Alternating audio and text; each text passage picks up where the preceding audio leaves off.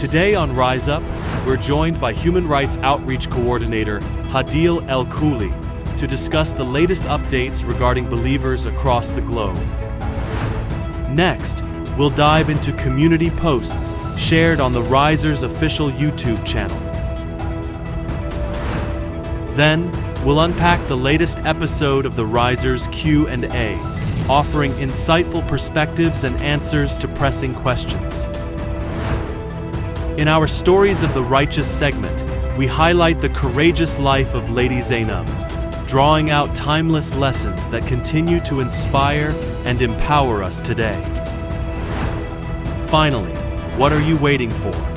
We'll explore the global movement for change, examining how the worldwide revolution is taking shape and why now is the time to take action. This is Rise Up.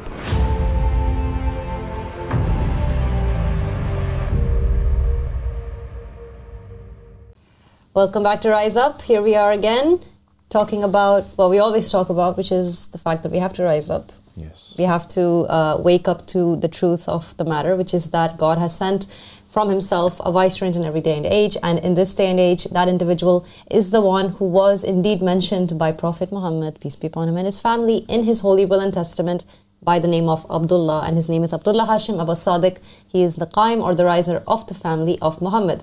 This is something we always make sure to mention to anyone who might be tuning in for the first time. And it's a good reminder for everyone who is already aware of it as well.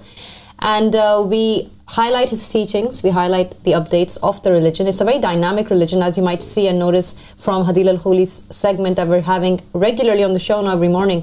There's a lot going on a worldwide scale, on a global scale. It's touching places like the United Nations, it's touching places like the United States Commission of International, the USCIRF. Yes, USCIRF. Religious Freedom, International Religious Freedom.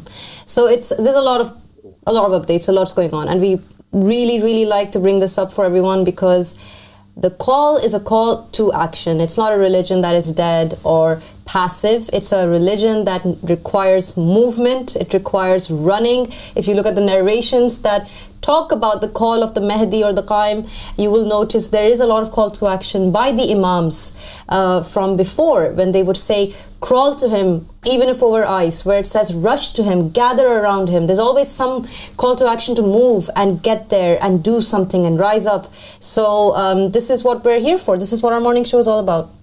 Yes, and this is showing that the religion's presence around the world is growing. This is showing that the religion is being noted down as an entity in and of itself, one to be acknowledged and respected as any other world religion. And these are great strides that have been made through the works and efforts and guardianship, actually, of the riser of the family of Muhammad. And this is one of his proofs that he is not just a teacher of religious knowledge, esoteric wisdom. He is also a practical imam, a leader who cares for his flock, who is concerned about their condition, not just within his immediate community, which is headquartered here in the UK, but also all of those individuals around the world who have given him their allegiance in sincerity and faith, and he reciprocates that, and in a big way, because he does not rest until he knows that their condition is safe. And for those who have been detained and persecuted, jailed, he has assembled a team that fights tirelessly day and night, 24/7, to ensure that they're getting justice in the best way possible that they can. So a true imam, a true carer for the needs of the people. And we always say that you shall know them by their fruit, and the fruit of Al-Sadiq is, inshallah, one day going to be the divine just state, an individual who's fighting so ardently for justice for his people in Azerbaijan, in Malaysia, in Algeria, in Morocco, in all these different countries. If he's doing this now, he will do this when the responsibility is given to him, when the people give him victory. And this is actually what the limiting factor is. It's the number of people who are following the dawah. It's growing, but we want it to grow faster. We want engagement from the public. We want you to call in and respond to the news that we're giving you. We're saying the Mahdi has come, the Mahdi that Muhammad, peace be upon him and his family, the Prophet Muhammad, had promised us would come at a time when his religion would have been plunged into darkness, been warped and morphed into something else, and the Mahdi would remodel it to its true original form and then give victory to the true religion of God in every day and age that hasn't really changed in essence since the time of Adam. And we are saying that time has come. So if you agree with us, call in. If you disagree with us, call in. We entertain all calls, and we give people the chance to say their part, to say their fair share of whatever they want to, as long as we can keep it above board with good etiquette and morals and manners and respect. As long as that is there, you are welcome on this platform. And yes, we are marching from strength to strength. And every time I meet up with Hadil, see what's going on the ground, it always infuses me with hope in the future, and that we are growing and that God is with us. Yes, and it's such a true thing that you said there, Dr. Irfan, that Al-Sadiq is so invested in the security of his people and in the idea of everyone having their rights given to them. And he does not sit silently when he knows that someone's rights are being taken away from them. So just imagine that on a wider scale, just imagine that on a global scale. It already is on a global scale regarding the believers in the call, but regarding human beings in general, this is exactly what he wants to do. He wants to give everyone their rights. If you go ahead and read The Goal of the Wise, if you haven't read it already, please download it and check it out. There's a chapter that goes into the idea of a divine just state. And something that is so beautiful that he mentions is that in a true divine just state, the people of every faith, the people of every religion would be given their right to practice that religion. They'd be given that sanctuary where they can go and worship God the way they believe they should be worshiping Him. And it wouldn't be a state where people are told what to believe or confined in what they're allowed to believe or not believe. In fact, they're given the ability, they're enforced to go ahead and worship in their synagogues or their churches or their masjids. They're allowed to go ahead and read their scriptures. And they're given their rights based on that, and law and order is based on their faith. And that in itself, I think, is revolutionary, because if you're living under a certain government, let's say you go to the state of Iran, and the regulation and law there says you have to wear the headscarf, you have no choice, which is the case, right? Yes. Now, imagine you don't believe that you have to. We, for example, we don't believe that it is obligatory to cover the hair for a woman. In fact, it's quite clearly not written in the Holy Quran, and we've shown that many times. It shouldn't be the case that we are ruled under their law. It would make more sense for us to be ruled under what we believe to be right and wrong, because that would be the most just way of ruling an individual. And that's actually how God Himself does it, isn't it? Absolutely. But at the moment, there is a huge separation between church and state in general. Oh, we have actually a phone call on the line right now. Should we grab that phone call? There you Brother go. Zygmunt? Yes, Brother Zygmunt. Hello? Assalamu alaikum. Wa alaikum salam, Zygmunt. How's it going? I'm good. I'm okay. How are you? Alhamdulillah, very good. How's everything in Poland? It's fine. I mean, it's getting more intense, I guess. I wanted to share some thoughts about the hadith, about the fact that the Arabs there will be no Arab man that will be not persecuted in Europe. I think this is another prophecy that is slowly becoming true, because we see this anti-migrant movements everywhere, especially in Poland, and they are like trying to not take the immigrants here. Like, especially if you want to tell people about the idea of the country of refugees. Yes. They are like automatically, the refugee land, and they are, they really don't want them, because basically this is a fulfillment of the prophecy. Yes. And I think there is something about it, because also I think that the less you know about Islam, about the history, about the Dawah, the less disturbed you are. Like, if you don't know about the Karbala, what happened in the Karbala, and then you are less disturbed. And later, when you basically know how much intense is the fight between the Sunnis and Shias, especially we talk with them. And like the stances, like someone are literally saying that they are going for Muawiyah and stuff. The more disturbed you are, and you see that the prophecies are being fulfilled in front of your eyes. So Yes. I just wanted to share some thoughts about it, that this is really happening, and I don't know how it will go in the future, what will happen, but I guess it will be more intense, in Europe, especially in Poland, because I saw a map of mosques, and in Poland there is maybe 7 mosques, and I think this is a very specific country in which I live in, and I really observe these things and really wait for the outcome of the situation, especially when the war is coming and people are preparing for the war and for everything. Yeah. And so yes. No, this is a very tenuous topic that you raised about the prophecies or the narrations that refer to the persecution of certain groups of people at certain times. I mean, it's not too long ago where millions upon millions of people who were indigenous to the countries that they lived in, but on account of them being Jewish, I mean, this is not even to do with refugees fleeing persecution from other lands. These are just people who were different from the mainstream, a minority that was thought to be different, and then all of them were gassed and 6 million people plus lost their lives. This happened in Europe. This happened in a state that was the most advanced in Europe, the best educated, the richest. Like I said, it was people used to come to Germany to learn the arts, whether it was in science, whether it was in medicine, whether it was in engineering. Germany was the most advanced nation, and it's interesting that it became what it did almost seemingly overnight. And then, of course, the dawn of the Second World War happened.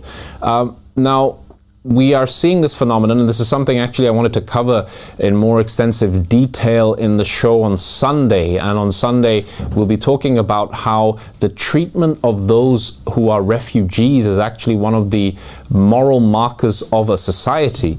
And if you look at how the other is being perceived, how the refugee is perceived as somebody who wants to come here to take jobs and to do X, Y, Z, and actually they're fighting for survival. We've seen those images of those rubber dinghies being capsized in the Mediterranean, 70 people drowning, children from the ages of about 3 to 12 losing their lives, many women and children dying in those freezing waters because of a little dinghy boat that is overburdened to the point where it's so tipsy to begin with, and some of them can't even afford life jackets, and then recovery operations taking days to arrive to their rescue.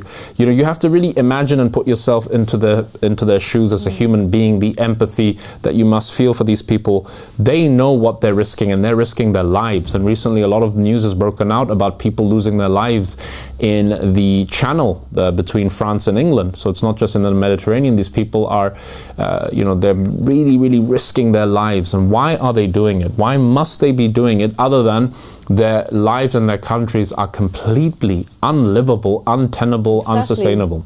This is through extreme desperation. And on Sunday, I will present not only news headings, but we'll also cover this investigation that's been published very recently about this dinghy boat, which cost the highest number of loss of lives in the history of any crossing in the Channel between these people who are seeking refuge in the UK. And the investigation results are absolutely startling. There were emergency calls that were recorded on mobile phones of men screaming in desperation, saying, we're freezing. This happened in November of 2021. There are women and children here. We're dying. Please send someone. And they were told by the Coast Guards that were called, recorded on conversation, published in the investigation in several newspapers, don't call back here. And that's just horrifying. And this is something that's happening, and this is something we have to cover and draw attention to, because while we cover this religion and its the atrocities being committed against the members of our faith in Imam al-Mahdi, we also cover any human beings who are fleeing extreme levels of persecution, who see a chance at life and they take it on these little boats that are completely unstable. And by the way, the Channel is a very small body of water. It's not like the Mediterranean Sea. It is a very small body of water between England and France, and many people are losing their lives, and there's been an exponential increase in the number of people who are trying to come into England, from this particular passage. So it's a very interesting topic that requires our attention. We as a society, as a human civilization, need to look at ourselves, at our treatment of those people seeking refuge, and if we were in the same shoes, how would we like to be treated? At least provide these people with some kind of rescue. So you take them to a safe place where they can recover, and then we decide how we want to process them. So this thing that happened in November of 2021 really did spark a huge investigation. And I hope that at least there will be measures now in place to help these people who are refugees. And this all comes on the back of Al-Sadiq's talking about a refugee land, like you said. There are people who will risk their lives, the lives of their wives and their young babies and children. They'll put everything on the line at a chance of life, because life back home is so extremely unlivable. And the least humanity can do is to give these people a land of their own where they can live in dignity. Absolutely. Yes, and it's just showing the state of the world that we are in right now, just looking up to what happened at the Bulgaria border with Turkey. Yes. Like, every human has the right to asylum. So this is really disturbing when you see people trying to cross the border legally, and they are having all this attention from human rights, and basically the ruler of the country are not giving them asylum. Yeah. So this is very disturbing, and it shows like the state of the world. That it shows that these are the end times. Absolutely. And it shows that we should never vote on anyone that is not appointed by God. We should just stick to Al-Sadiq and support him, and don't let people to vote for someone who is making such horrible actions. Yes, and attitudes have shifted dramatically, Sigmund, towards this. Even this word, asylum seeker, it no longer evokes compassion as it once did. For example, in this country, which used to be formerly Christian country, where, because in the Bible, a refugee, asylum seeker is actually somebody you want to help. It's a duty of a moral Christian to give refuge to the one who seeks refuge, who is fleeing persecution. And even in the Quran, it's the same story. But because religion has died off, now when you hear the word asylum seeker, it actually has a completely different dramatic response in the hearts and minds of the people. And we'll also have Professor Rasfar on Sunday to talk about the effects how this language shift has occurred again in just the last 25 years or so, where asylum seekers are seen as these mosquitoes that feed off the state, and completely divorcing them from this bigger picture, which is that their countries have been made into these hellish prisons by the works and the policies of the countries that they're seeking refuge in. So why are we creating those states in these countries through the foreign policies that are in place, and then not giving refuge to the people who are now fleeing from these lands? So very interesting show awaits us. The whole topic, by the way, is going to be covered on Sunday. So, Zygmunt, tune in, and, we would like to hear from you on Sunday as well. But we do have this whole refugee asylum treatment of those people seeking refuge being covered on Sunday's show. Thank you very much. Thanks, Zygmunt, for calling in. Bless you. Take care. God bless you guys. Yeah, these are pretty interesting topics, honestly. I mean, we have been noticing quite a few political topics and I think, for lack of a better word, touchy topics, right? Because people get quite sensitive about certain matters, such as the idea of asylum seekers, whether or not it's a negative or a positive thing. Then we have, of course, the idea of abortion, which is something that's coming up next in our Sacred Dialogue segments. So absolutely, it's true that the whole idea of asylum and refugees and all of this kind of this huge confusion that the world is in, where they're like, what shall we do? What's the right thing to do? Please check out the episode by the Riser of Al-Sadiq on refugee land. It's in the School of Divine Mysteries playlist on the Mahdi Has Appeared YouTube channel. And what an absolute ingenious way of resolving this terrible crisis that is just plaguing the world. People don't know what to do. Refugees are oppressed and they need help. Countries that can give them asylum are also struggling with not knowing how to take care of them, while other countries or other governments or political opinions are saying, no, we shouldn't be doing that because it's not good for our people, etc. There's this vast kind of like worldwide issue where people don't know what to do. And Al-Sadiq came up with the most brilliant solution. That episode is so wonderful, and I can't wait for Sunday where you and Dr. Rasfar, I believe, is even going to come up and have this conversation. Yes, we are. That's a really exciting thing to look forward to. So make sure you tune in on Sunday to hear that. And I guess we can go ahead to our Sacred Dialogue segment now and see what comes up. Let's go ahead to Sacred Dialogues. Sacred Dialogues, I think, yes. Let's do that first, because it's so fascinating, and it's actually the main core and the crux of the subject for today. Yes. Yeah.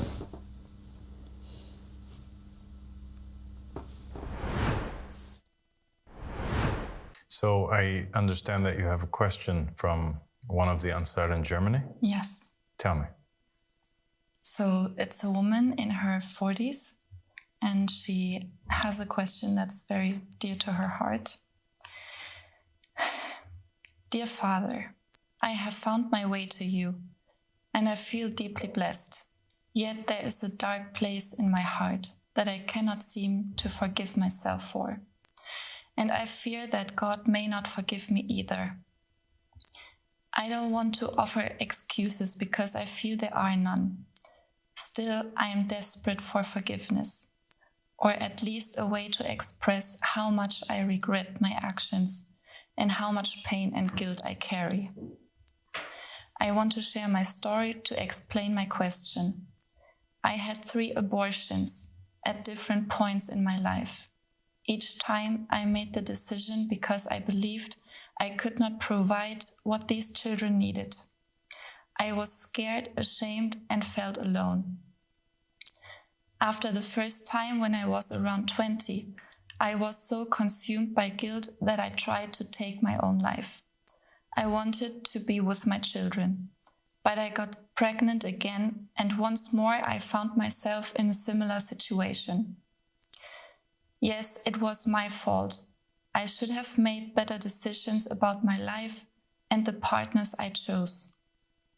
At that time, I was living without God. 8 years ago, I had my first stroke. It left me paralyzed on the left side of my body, and I had to relearn nearly everything, walking, using my left hand and more.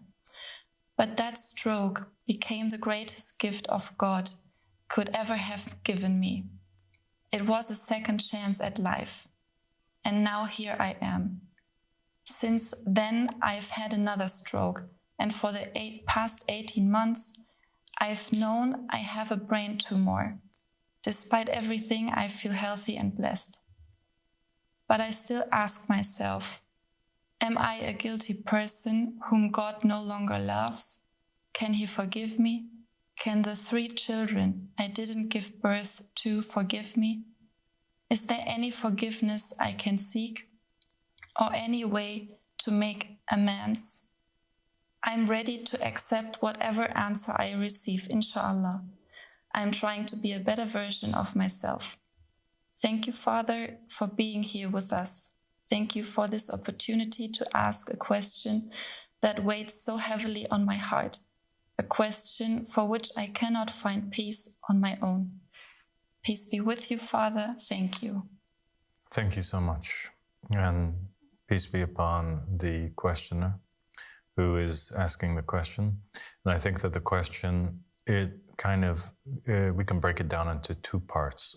Part number 1 is the question which it opens up concerning abortion, the topic of abortion in general, because she says that she wants to make this.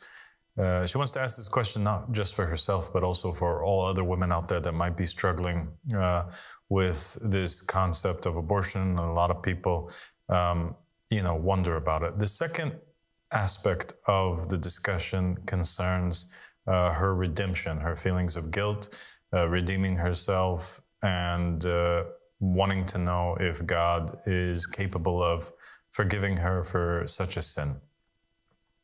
So we'll start with the first aspect, the aspect of abortion. It is a very controversial topic.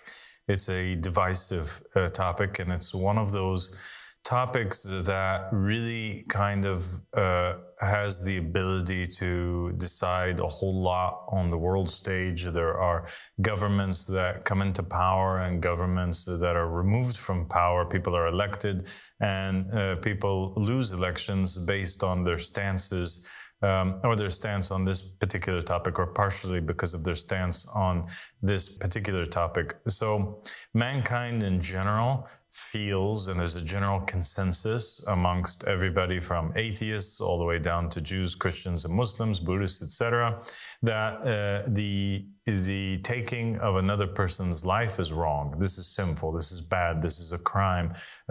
All decent people agree upon that. There's no disagreement. The disagreement comes upon the question of, okay, when does life begin? When is a fetus or a baby or human enough to deserve life or deserve protection of their lives? When does the life of the baby begin and the rights of that baby versus the rights of the mother that is carrying the baby? And then there's these other aspects or branches to the question of, is abortion permissible or not? And that usually has to do with the circumstances that are surrounding the pregnancy itself, whether or not it was of a result of rape, it was of a result of incest, what is the age of the woman whom is now pregnant, and are there any medical issues or underlying issues that would cause the woman's life to be at risk or at danger if she goes through and carries on with the pregnancy. And so all of these have played a factor, and people are so divided. Even the people that are, for example, pro-choice, they often disagree regarding some of the circumstances pertaining to this. Or the people that are pro-life, they sometimes disagree. Some people that are pro-life will say, I'm pro-life, but I think that there should be exceptions, and these exceptions are in the cases of rape and incest, etc. But other than that, the woman should never have an abortion, while other people that are more hardcore pro-life would say that in all circumstances, the baby's life must be preserved, even if that pregnancy happened as a result of rape or incest. And so it's a difficult one, and people feel strongly about it, largely in part due to the texts and the words of the prophets and the messengers, the commandments of God, the verses that exist in the Torah and in the Bible, and also the narrations and the Quranic verses, the narrations and the hadith of Islam. So I really appreciate that Sister Clara, who, by the way, is part of our German outreach team and is very, very hardworking. She actually is always ready to assist anyone in that language that may be reaching out and wanting to know more about this call and about the teachings of the riser Al-Sadiq. And that's why she presented that question to Al-Sadiq. There was a lady in Germany who reached out and spoke to Clara and had this very difficult question. And obviously, when you take the question of abortion and you look at it from the religious lens, when I say religious, I mean, of course, mainstream religious lens, then there are varying ways that you can perceive the matter. Politically, there are different things that are said about it, and Al-Sadiq is basically in that particular segment giving an overview of how it is that the world perceives this particular problem. And it is quite a problem. I mean, the entire politics of a country can shift based on simply the idea of what a politician is saying regarding abortion, whether you may be pro-life or pro-choice. And it's a very, another touchy subject. And I love that Al-Sadiq is bringing up touchy subjects and actually commenting on them. People are wanting to know his thoughts on it, and we see him, of course, as the voice of God himself on earth. I mean, this is no small matter. We say that Al-Sadiq is the vessel that holds within him the light, the spirit of God in this day and age, just as all the prophets and messengers and the imams had. Today it's Al-Sadiq. So, of course, we're interested to know what he thinks. We're interested to know what it is that he would say about this matter. And he is basically in that segment, as you saw, giving a brief introduction to different opinions on the matter. Exactly, and this is something that fits into that age-old Socratic moral relativism kind of sphere, because what are we talking about? A society based on societal values then generates these beliefs where they then debate the issue at hand, in this case abortion, and they reach a conclusion based upon the predominating societal beliefs. So if you are an atheist, for example, and you believe that a child that is just this material kind of biological machine, then you say, well, the woman, whoever is housing this child in its womb, then they have absolute say over the life or death of this fetus, and they can choose to do with their body as they wish. Pro-life. If you are a person who has religious faith, it completely shifts everything. And this is where we need eternal principles. We need a man appointed by God to tell us what is the correct way of acting in this way. And it has to be based on the whole truth and not an opinion or a view of somebody. This has to come from a divine source, a source that has a holistic, as a view in its entirety that can give us the solution to this very complex, hotly debated topic of abortion that we've debated at high school, that we've spoken about in these various situations. What if there is a woman who, for example, is raped and then she conceives a child in this situation? It also changes the argument in these different types of cases. That's why it's such a moral dilemma, because where do you measure it? Who gets to decide? Well, who is the real judge of it? And we don't really get to knock on the door of God up there and say, hi, please send down a letter on what I should do. So people don't know how to handle the matter. And then there's judgments involved. And it really is quite a heavy thing. We're talking about life or death. So where is the marker? We don't know, and we need the man from God to explain to us. It's a difficult question. It's a real human problem, and Al-Sadiq does not dodge these types of questions. He takes them head on, and he answers them with a very refreshing clarity that you will not find anyone who is a religious leader able to do. They provide very unsatisfying answers that really, some of them don't align with logic and don't align with reason at all. But the man appointed by God has this ability to be able to provide answers that make sense, that are full of moral virtue, and that this is the right action for this very complex problem that is a plaguing society today. I mean, people are blowing up abortion centers in the name of God. This is happening. Lots of people are losing their lives, and lots of unborn children who are being murdered. And people that are really saying, defeats the purpose of the people are saying, well, how have things changed since the time of Prophet Muhammad, where children were being buried on the basis of their gender? I mean, these are valid questions. These are valid questions. When is a fetus considered a living being? When is it a human being, etc.? Very difficult to answer, and this is why we have Al-Sadiq, and we don't have to answer them. We have to just listen to what he says. So let's go to the next segment and see what else is said about the particular topic. In the Torah, there are several instances, there are several places that kind of lean in favor, very greatly so, of pro-life.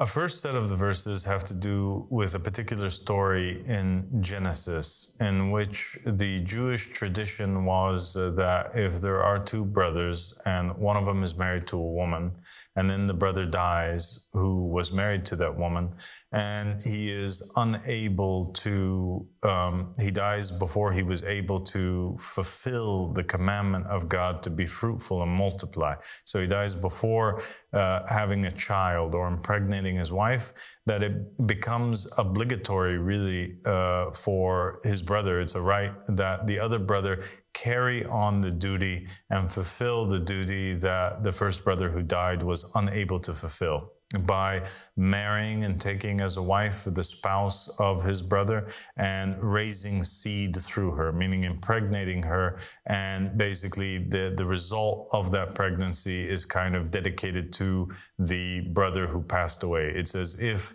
he fulfilled his duty. It's as if the brother died without praying, for example, or without performing Hajj, or without, fulfilling all of his fasting in Ramadan, if we were to draw a parallel for the Muslim mind. And so in order to fulfill this obligation of being fruitful and multiplying, the brother could do that on behalf of his deceased brother with the brother's wife. It's an obligation. You have to do it. And if you don't do it, then you are actually forsaking the commandment of God, and it becomes a great sin and a great source of shame upon the family.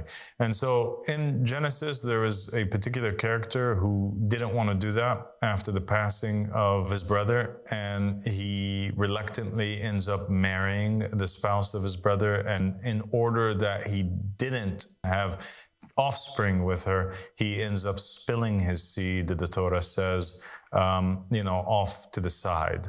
And God saw this as a very wicked action. And as a result of that, he ends up killing or taking the life of that brother, causing him to die as a punishment for wasting his seed and for, not fulfilling the duties that he had towards his brother. And so the main reason most people agree that the brother was killed was because he was refusing to carry on the duty that he had of raising seed through the wife. But some people argue that this is an example and an evidence as to the prohibition of the act of masturbation. And that the wastage of seed is a great sin because it's essentially regarded as the wastage of life. And they consider that the act of masturbation, many Jewish scholars have, and religious scholars have looked towards the Hebrew Bible and considered that the act of masturbation is a very serious one because you're essentially killing life by wasting it. Does that make sense? Yes, it does. They also refer to some words that God had spoken to one of the prophets, and that was the prophet Jeremiah, in which God makes very clear to Jeremiah in these passages that before he was formed in his mother's womb, God knew him and God set him aside and chose him as a prophet or a messenger. And before that he was even formed in the womb, God loved him. And so this would mean essentially, right, that life starts at a stage before the womb. And where else would it start? Where can we have physical life starting except in the form of sperm before it exits out of the male and into the female? Further evidence that regards sperm as life that is not to be wasted and not to be destroyed comes in all of the prohibitions that have to do with containing your lust and not acting in a lustful manner. And an even more clear example of it comes in a particular law that was given in the book of Exodus, whereby the answer was given to what happens in a hypothetical situation where there is a woman who is pregnant and she is beaten by somebody else. And as a result of that beating, the pregnancy is affected, or she ends up basically giving early birth, or something happens to the child. And God states in Exodus that if the child is born as a result of the beating and there is no harm that's done to the child, then it will be up to the courts to decide what is the penalty for the act of the beating against the other individual. If, however, the child is born and it's missing, for example, an eye, or it's blind in one of the eyes, then the penalty for that would be an eye, and a tooth for a tooth, and an arm for an arm, right? Whatever happens to the baby as a result of the beating, the penalty is the same, is to be done to the perpetrator who committed the act against the baby. Do you understand? And then it says in the very end of it, and a life for a life. And so if the person beats a pregnant woman or attacks a pregnant woman, and the pregnant woman ends up having a miscarriage and the baby dies, then the law states in Judaism that the person who caused the miscarriage to happen is now guilty of murder.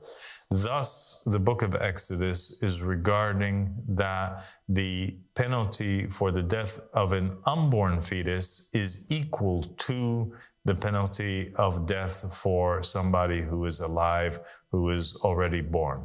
Do you understand? Yes. And that would automatically also mean that if the mother herself attacked herself, beat her belly, or did something in order to cause a miscarriage or in order to kill the fetus that she is carrying, then the same thing applies. She is guilty of, attacking or killing another human being. Okay? Yes. So that's an interesting kind of outline of what it is according to, if you are looking at the Old Testament, if you're looking at the children of Israel, if you're looking at the prophets and messengers that came back then, and the law that they went by, this is how they were looking at things. They were saying, okay, if the baby, before it's born, is affected due to some kind of violence or aggression, then it's essentially the same the same judgment is placed on the person who perpetrated that act as if it had happened to a human being outside of the womb, indicating that the being inside the womb is in fact human and is in fact deserving of having its rights taken for the treatment given to it.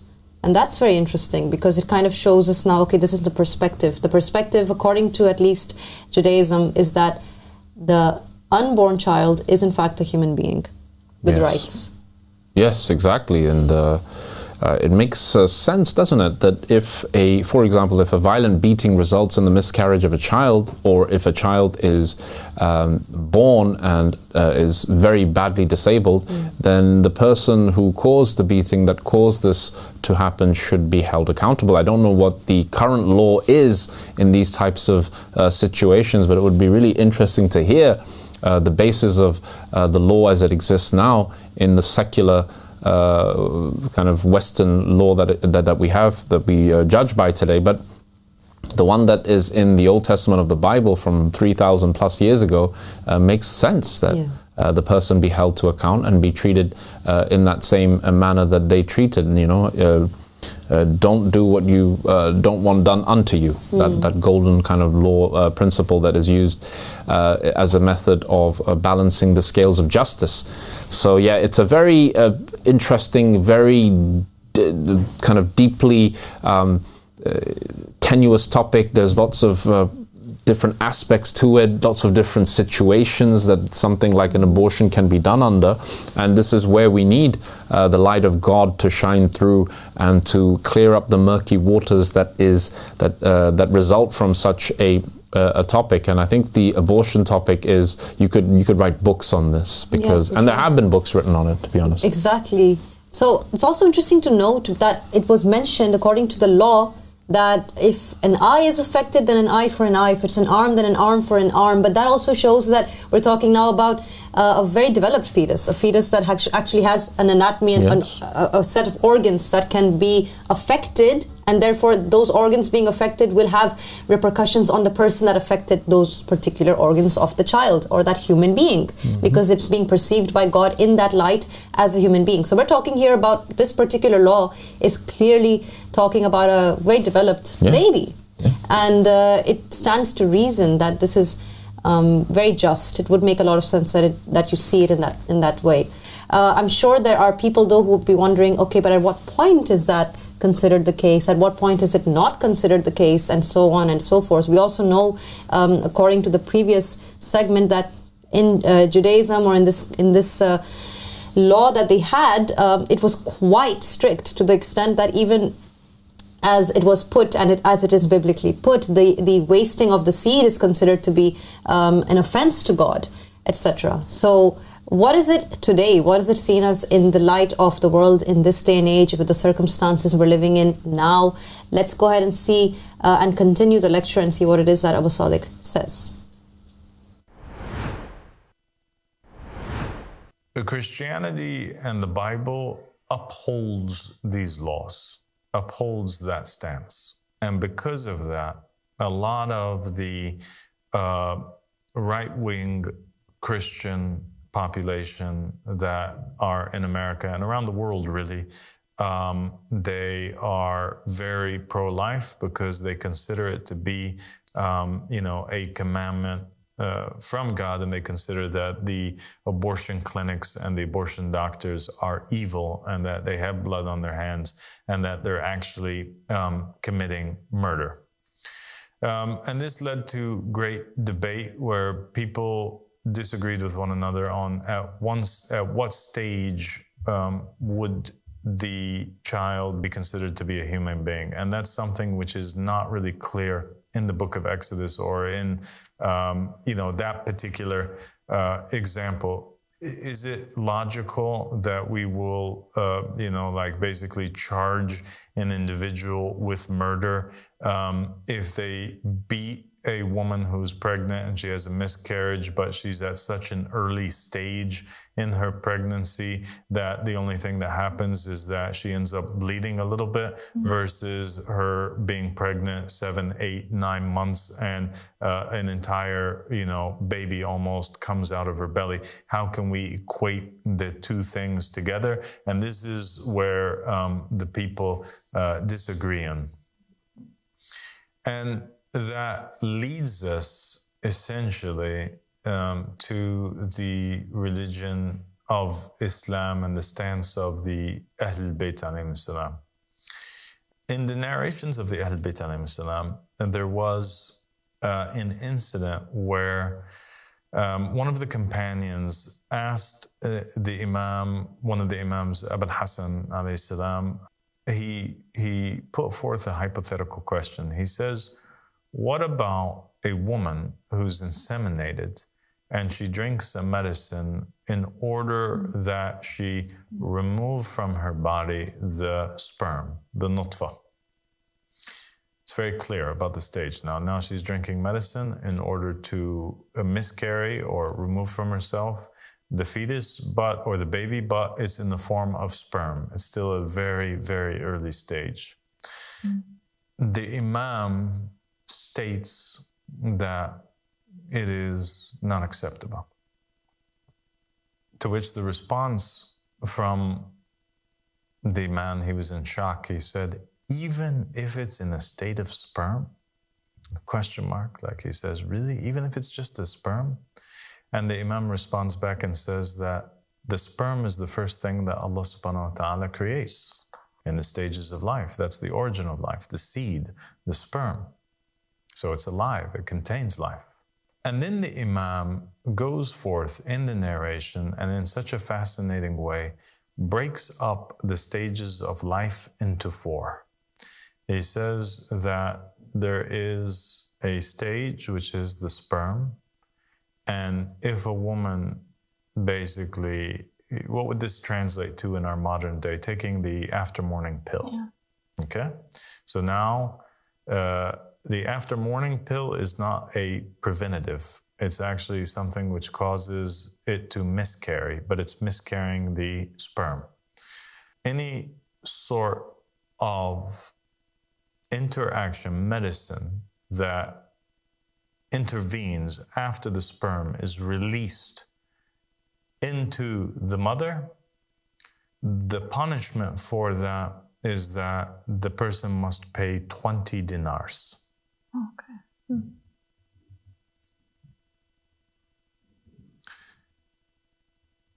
And a dinar in the time of the Prophet ﷺ, and the Imams from the Ahl Bayt, you could buy like a sheep with a dinar. So it would be the equivalent of like, let's say 250 euros. So if you miscarried during that stage, you would have to pay 250 euros times, right, 20. This is the punishment for, or this is the reparation for the taking or aborting of life at that stage when it's in the stage of just being a sperm. Now, if a miscarriage happens in the second stage, and the Imam makes it clear that the second stage is the clot of blood. So if the woman miscarries, but what you see as a result of the miscarriage is just a clot of blood, there's no form to the baby, it's just blood,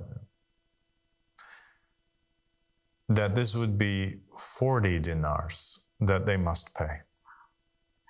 Then the third stage is the stage where the baby begins to take shape, but it doesn't have any bones.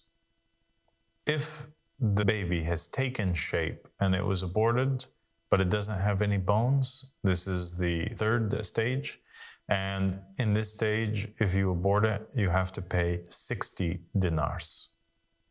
Then the Imam says that if an abortion happens after that, if the female attacks herself or takes a medicine to release the baby after the baby has formed bones, then it is to be treated as a full-grown adult. And the reason being is that when the bones are formed, the hearing and the seeing and all of the senses also are formed, as well as internal organs. They all begin to be formed. And so what would you have to pay? You'd have to pay the price of, or the diya is what they call it, the ransom or the reparation, the restitution, as if you had murdered a human being. Okay? Yeah. So a life for a life. Yeah. Now, Jewish rabbis, when you go and you interpret that verse in Exodus, an eye for an eye, a tooth for a tooth, a life for a life, they don't, the majority of them don't believe that you have to go and physically remove an eye from the person whom caused somebody else's eye to be to go blind, or you don't have to go and pull somebody's tooth out, or you don't have to amputate a limb, because amputation in Judaism itself is forbidden. But they understand it to be an allegory for the payment of a particular amount of money to restitute or make up for the actions or the loss of the organs as a result of the beating itself. Very interesting to hear it broken down in those different stages of life, isn't it? Yes, it is really interesting. And somebody who was training, and this was part of their job, so I would often get people coming to me, women at various stages of pregnancy, asking me for an abortion. We had been trained to have this policy based on religious views. So there was that freedom to say, look, I'm not going to be dealing with this situation at all. You need to book yourself in with another doctor who does. If you want their name, you can get it from the reception, and you can continue down this line if you so choose. We weren't, of course, allowed to express our judgment or looking at the other with disgust and things like this, but that was the view. And towards the end of my training in general practice, it changed, where the new policy of most of the practices where I trained was that we couldn't deprive people of information. So whether or not we agreed with people, we were told that it is not efficient for that person now to book in when time is a critical factor, obviously, depending on the morning after pill that you're going for. So if the unprotected intercourse has occurred within a certain time window, then you become, you qualify for one type of medication. If it's been under 72 hours, we will prescribe one thing. If it's over 5 days, we will prescribe something else. And if it's beyond that, then something else is tried. So in this situation, we were told that, look, it's time sensitive and we cannot deprive people of their right to seek abortion under national law. And then every general practitioner who was approached by a woman who wanted to undergo abortion, we would have to legally give them a little card with a special number that they could contact and then book themselves in to an abortion clinic that was run by a trained gynecologist who would then perform the abortion in a clinic through whatever method they deemed was most appropriate for that particular person. So this is something that is obviously something that we've had to wrestle with. I was a practicing Muslim at the time, and it was very much a Judeo-Christian kind of stance on this. I had some very religious practice partners who were involved in my training, and they would also not even make the referral. They would eventually they had to concede the fact that we have to at least give the person a card that has contact details on it so that they can then follow the course of action that they choose under something very British law. serious for them. It is very serious, and I remember there was one Catholic trainer who was present when this whole talk was being had in one of the teaching and training sessions that we had once a week, and he felt extremely that this was something that made him even contemplate leaving the profession of medicine altogether. Wow. Or to change into an area like pediatrics or perhaps dermatology where he would not have to deal with such cases.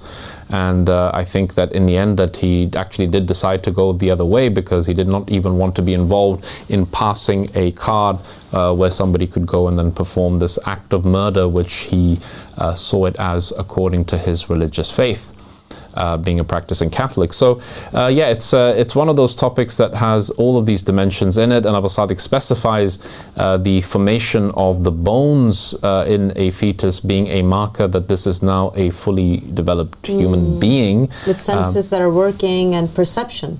And therefore, causing it to die in whatever medical way you want to call it, then this is as if you have killed a human being who is walking, talking, breathing, and the penalty for it is as such. And then there is this talk about reparation and how the people who are the followers of the Jewish religion say the eye for an eye is not actually literally taking out somebody's eye, but giving a certain form of restitution in exchange for the crime that was committed. And an interesting parallel between that teaching or that law in Judaism and also the words of the Imams from the Ahlul Bayt, where they're giving those stages of life and explaining that there's actually a reparation you have to give for committing that kind of act. So it is very fascinating, but let's remember that there's more to it than this. This is not the be-all and end-all of the lecture. It actually continues and goes more into depth because, of course, Al-Sadiq from his piece is aware that there are different questions that surround the topic. And specific cases. And very specific cases. It's very circumstantial, and that's why it's very necessary to watch the entire lecture in its full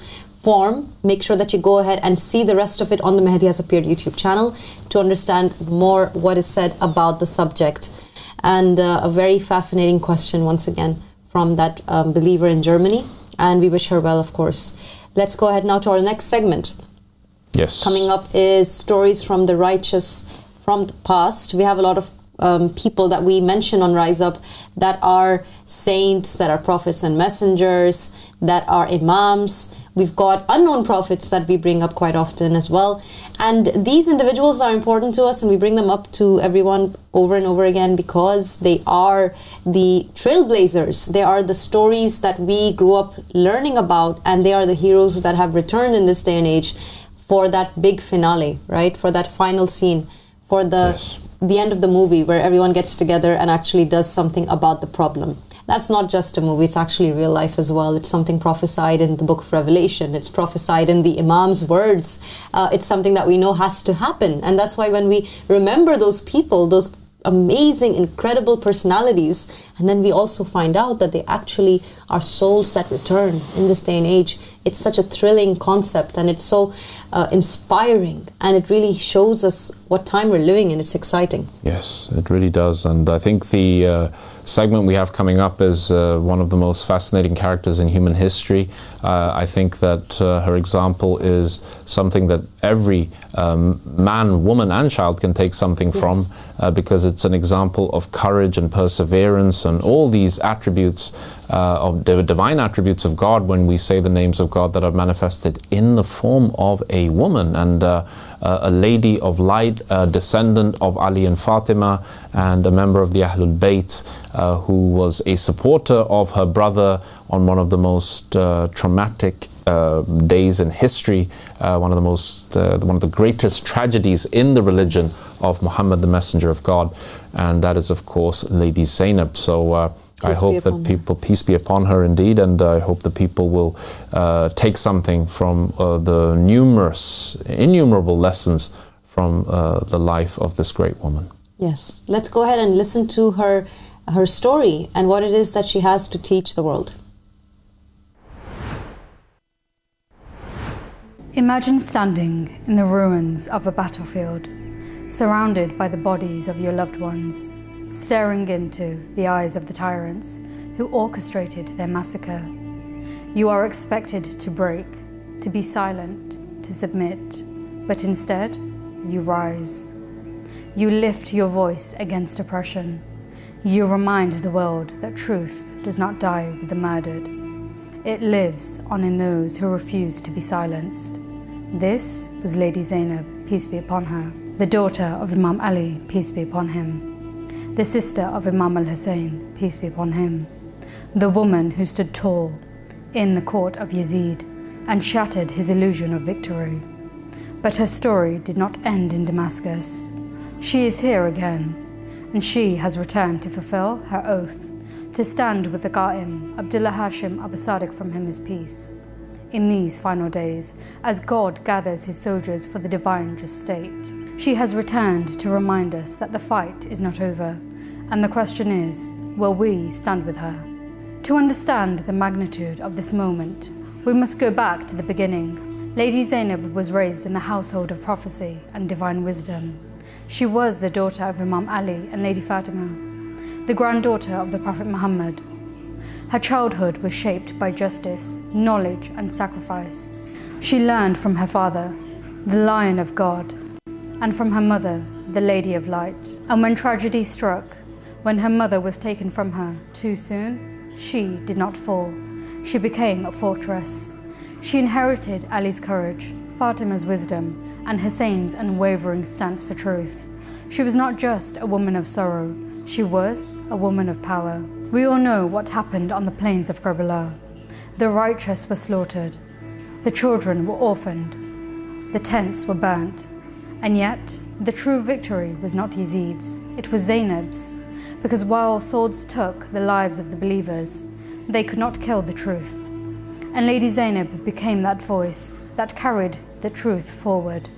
When she stood in the court of Yazid, she did not tremble. She did not beg for mercy. She declared the downfall of tyranny to the very man who believed he had won. She said, "O Yazid, scheme against us all you wish, but by God you will never erase our memory, nor will you ever destroy our cause." Her words were more powerful than an army. She exposed him, and she ensured that the sacrifice of Hussein was not forgotten. But here is the greatest truth of all. Karbala was not the end. Today, the world stands on the edge of another defining moment. Once again, the forces of oppression believe that they can silence the truth. Once again, a Hussein-like figure has risen in this time, and it is Abdullah Hashim Al-Sadiq, from him is peace, the Qa'im, the one chosen by God to establish the divine just state. And just as she stood beside her brother Hussein, Zainab has returned to stand beside him. She is here among us, and the question is, who will recognize her? Who will stand with her? If we claim to love Lady Zainab, we must follow in her footsteps, and she has shown us exactly what it means to support the truth. She never doubted. Even in the face of unimaginable loss, she remained firm. If we are to support the Qa'im, Our belief must be like hers, unbreakable. She spoke the truth, even when her life was at risk. Today, as the enemies of the Qa'im spread lies and deception, we must be fearless in defending the truth. She did not hold onto comfort, safety, or personal desires. We too must be willing to give our all for the establishment of the divine just state. She proved that the pen is mightier than the sword. Our words, our testimonies, our unwavering stance, these are weapons in the battle against falsehood. Brothers and sisters, history is indeed repeating itself. And once again, the righteous have risen. Once again, Lady Zainab stands with the chosen of God. And once again, the Qa'im calls upon the believers to join him in the struggle to establish divine justice on earth. And once again, we must choose. Are we with Al-Sadiq, or will we abandon him? Are we with Zainab, or will we let her stand alone? This is not just a story of the past, it is a call to action. The ones who answer the call will be remembered, just as Hussein's followers were remembered. The ones who refuse will be written in history as those who stood on the sidelines when truth needed them most. And so I leave you with this. If you had been alive in Karbala, where would you have stood? Because today, right now, you are in Karbala once again. So choose wisely. It's a very, very heavy segment and very heavy words. Yes, it was a very powerful segment, and it's something that is worthy of the woman, because it's a very powerful woman who stood up in the face of such extreme, unimaginable levels of trauma. Really, I find it hard to come up with words that can describe the tragedy of Karbala in Ashura. In approximately what they say was about 60 years after the hijrah of the Prophet Muhammad, on the lands of Iraq, where all that blood was spilt needlessly of the Prophet and his family. And of course, Lady Zainab occupies a really prominent position, not only for her support during such a horrible tragedy that unfolded, but also in the aftermath of the taking of the predominantly now the women and the children in chains marched to Damascus, where the tyrant Yazid, the son of Muawiyah, was stationed.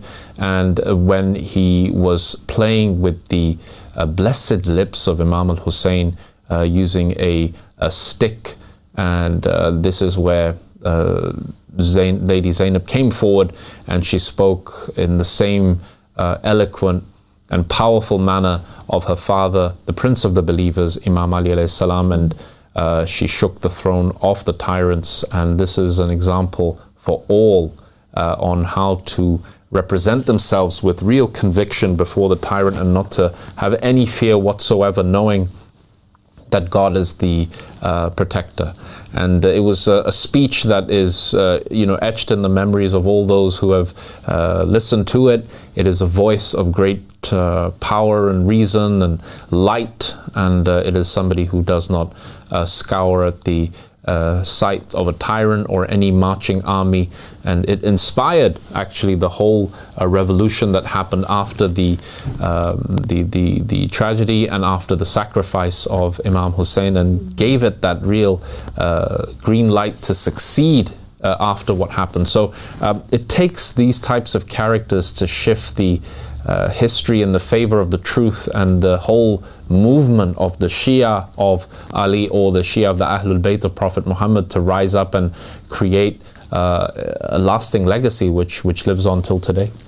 Yes, it's really incredible. If you aren't familiar with the history of Karbala, if you haven't read the sermon that Lady Zainab, peace be upon her, actually delivers in the court of Yazid, then you really have to go ahead and search for that and read it. It's something everyone should be very aware of, especially if you are a believer on this path, because there are certain principles of how to be a human being that we glean from the lives and the history of Muhammad and the family of Muhammad. And Lady Zainab is one of those pillars that really established what it means to stand in the face of the tyrant and not back off no matter what. And she did that being a woman. She did that being a mother and a sister. And she was not afraid of any of the consequences that came with speaking up. And she was very aware of the position that she and those around her were in. She was solely responsible over the protection of the women after the martyrdom of Imam al-Hussein, because the son of Imam Hussein, let's remember, who was the next Imam in the lineage of Prophet Muhammad, and that's Imam Ali al-Sajjad, Imam Zainul Abidin, from him is peace. He was very unwell. He was very sick, and despite being so unwell, he was subjected to very terrible torments and treated extremely inhumanely by the army of Yazid after they had martyred the 72 companions of Imam al-Hussein. Now, Lady Zainab and the women, the daughters and the sisters of Imam al-Hussein from his caravan, because don't forget, this wasn't a war. This wasn't a war where they had gone out to fight against the army of Shimr or Yazid. This was an ambush that took place in the plains of Karbala, in the desert, an ambush that took place because Yazid had ordered it, being the so-called caliph of the time, and he was basically trying to take down anything that opposed his authority, and that included, or that really was based on the voice of Imam Hussein, because he stood with that banner of allegiances to God. And just as some of the leaders of today react to the banner of allegiances to God, Yazid reacted to it back then with a lot of animosity, a lot of hatred and enmity, and he wanted to tear it down, which is why he ambushed Imam al-Hussein with his family, with his caravan, and it ended in the tragedy that did occur. But the tragedy was not a tragedy that depicted failure.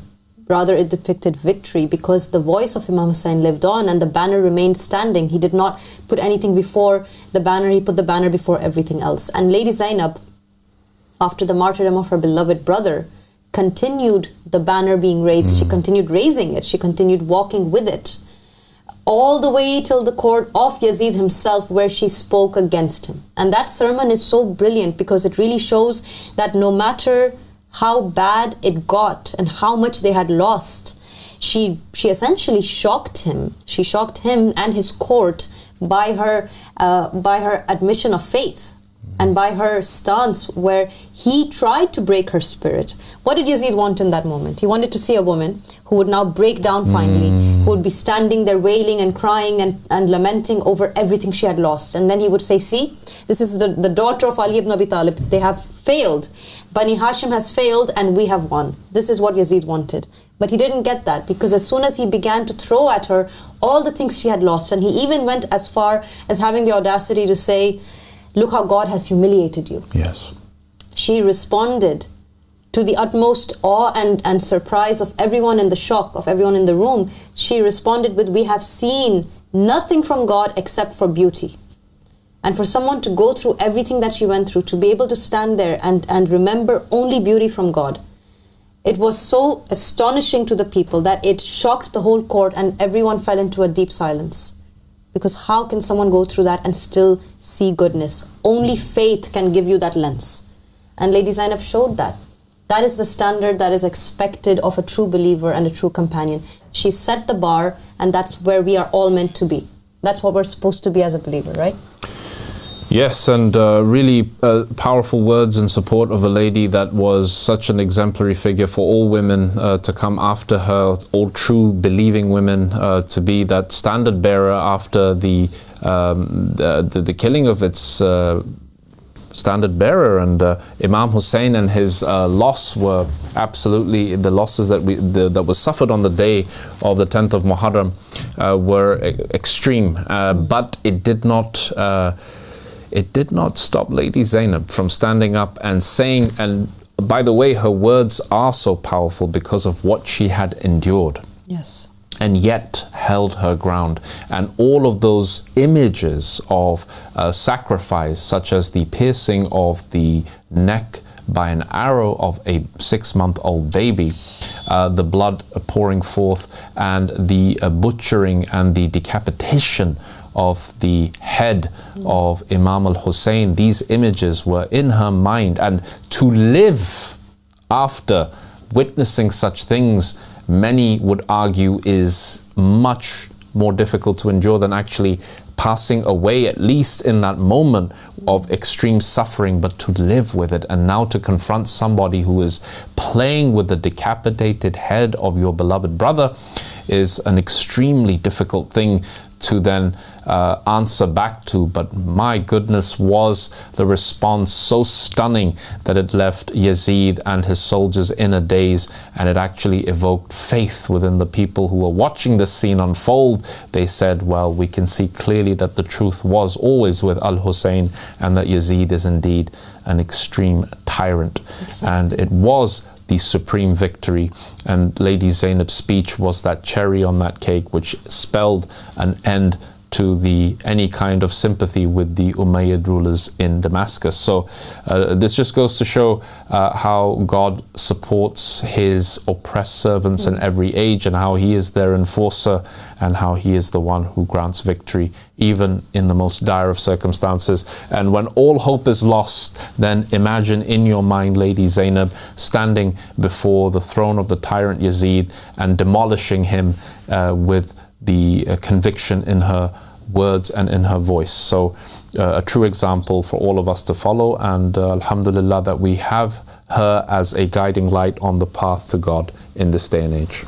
Yes, absolutely. We've come to the end of our program now. So thank you so much for tuning in today. We will leave you with these heavy reminders, and hoping that you will go into the research on your own as well, and look into who this great lady was, and what the story of Karbala really was essentially, and how today is a new Karbala with a new ending to it, which is victory or victory. Thank you for tuning in this morning, and we'll see you again on Sunday. Until then, Assalamu alaikum wa rahmatullahi wa barakatuh.